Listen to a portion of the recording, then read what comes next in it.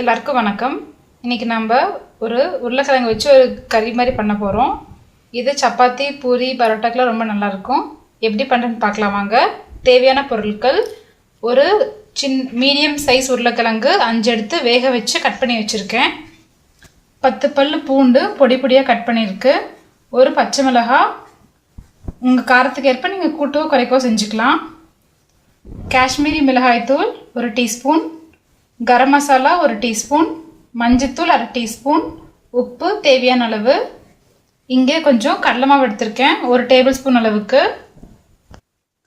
இப்போ ஒரு கடாயை காய வச்சு ஒரு 2 டேபிள் ஸ்பூன் அளவுக்கு எண்ணெய் விட்டுக்கோங்க.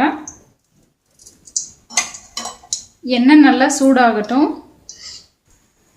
இப்போ எண்ணெய் நல்லா காஞ்சோன்னே அந்த பச்சை மிளகாயும் பூண்டையும் சேர்த்திக்கலாம். பூண்டு நல்லா வதங்கினோன்னே இந்த மசாலாக்கெல்லாம் ஒட்டுக்கா சேர்த்திக்கோங்க.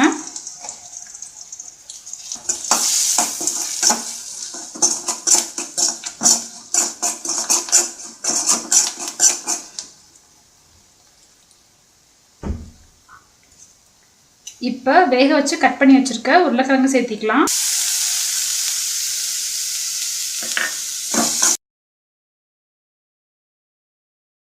இப்போ ஒரு 2 டேபிள் ஸ்பூன் அளவுக்கு தண்ணி விட்டுக்கோங்க. தண்ணி ஊற்றிட்டு இதை மூடி வச்சிருங்க.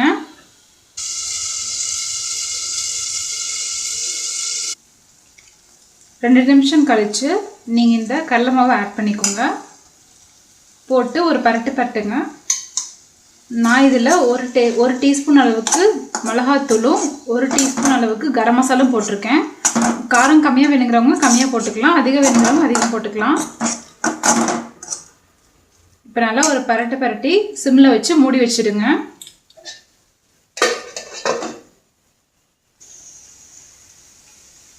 ரெண்டு நிமிஷம் கழித்து ஆஃப் பண்ணிவிடுங்க. அவ்வளோதான், நம்ம உருளைக்கிழங்கு கறி ரெடி ஆகிடுச்சு.